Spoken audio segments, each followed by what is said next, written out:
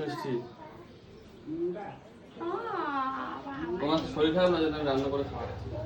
বাবা আল্লাহ যে দুপুর না বুঝছো তুই একটা খা। থ্যাংক ইউ বাহ না না শরীরটা ভালো না দুপুর করে না খাবো না এরা বাবা জানতে।